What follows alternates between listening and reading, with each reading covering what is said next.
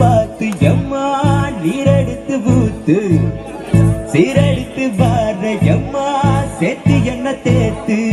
முத்தயம் பதிக்கும் முத்திர கவிக்கும் நிச்சயம் பதில் சொல்லணும் மயில் மாங்குயில